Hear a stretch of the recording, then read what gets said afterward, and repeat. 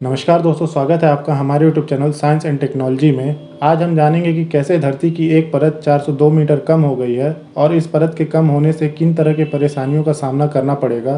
तो चैनल पर नए हैं तो चैनल को सब्सक्राइब करके बेल आइकन दबा दीजिए। चलिए वीडियो शुरू करते हैं।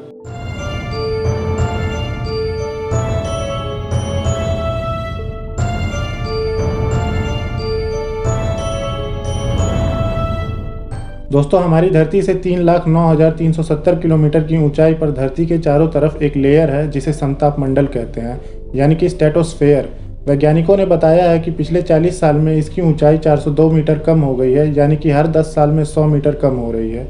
इसका सबसे बड़ा नुकसान हमारी सैटेलाइट को होगा जो हमारी धरती के चारों तरफ घूमते हैं। धरती के ऊपर 12 किलोमीटर से लेकर लगभग 49.88 किलोमीटर की ऊंचाई तक ये स्ट्रेटोस्फेयर होते हैं। वैसे तो आसमान की इस हवाई परत में सुपरसोनिक जेट और मौसम की जानकारी देने वाले एयर बैलून घूमते हैं, लेकिन नई रिसर्च के मुताबिक हमारी धरती के चारों तरफ मौजूद इस हवाई परत की मोटाई 402 मीटर कम हो गई है। Science journal Environment Research Letter में प्रकाशित स्टडी में बताया गया है कि इसका सबसे बड़ा रीजन है इंसानों द्वारा पैदा की जा रही ग्रीन हाउस गैस है। ग्रीन हाउस गैस 6 तरह के होते हैं: carbon dioxide, CO2, methane, CH4, EC, sulphur hexafluoride, SF6। ये सभी ग्रीन हाउस गैस हैं।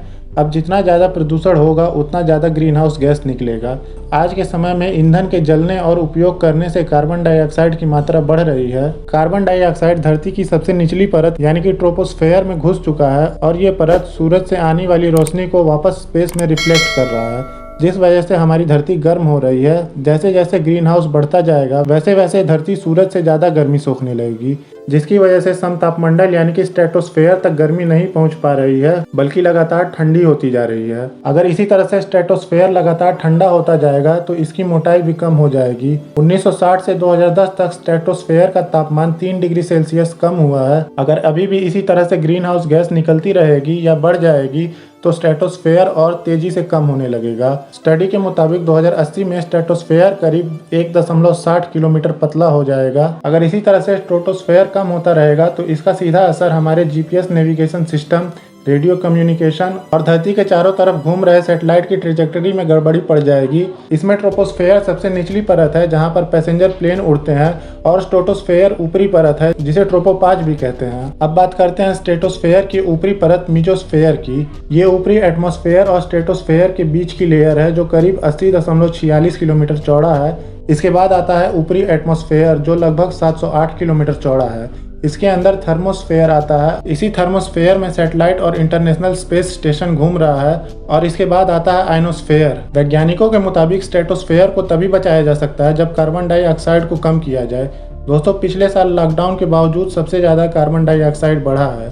Global institute of space science ने कहा है जैसे ही स्ट्रेटोस्फेयर पूरी तरह से ठंडा हो जाएगा उसके तुरंत बाद ही एटमॉस्फेयर का आकार भी छोटा हो जाएगा और सबसे ज़्यादा परेशानी धरती का चक्कर लगा रहे उपग्रहों को होगा। जैसे ही स्ट्रेटोस्फेयर कम होगा ऊपर की सारी लेयर पास आ जाएगी। इससे कम ऊंचाई पर चक्कर लगाने वाले सैटेलाइट का एयर रेजिस्टेंट कम हो जाएगा।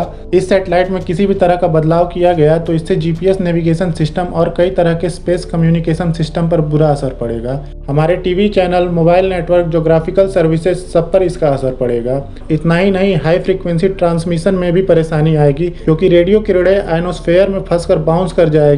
अगर प्लेन के पायलट को एयर ट्रैफिक कंट्रोल से बात करनी होगी तो उसका GPS सिस्टम काम नहीं करेगा और प्लेन रास्ते में ही भटक सकता है। तो दोस्तों, आज हमने जाना कि कैसे धरती की जरूरी परत कार्बन डाइऑक्साइड की वजह से 402 मीटर कम हो गई और आने वाले समय में हमें किन किन परेशानियों का सामना करना पड़ सकता है। अगर आपको इसी तरह की वीडियो देखनी हो तो हमें कॉमेंट में जरूर बताएं। चैनल पर नए हैं तो चैनल को सब्सक्राइब करके बेल आइकन दबा दीजिए। नमस्कार, धन्यवाद।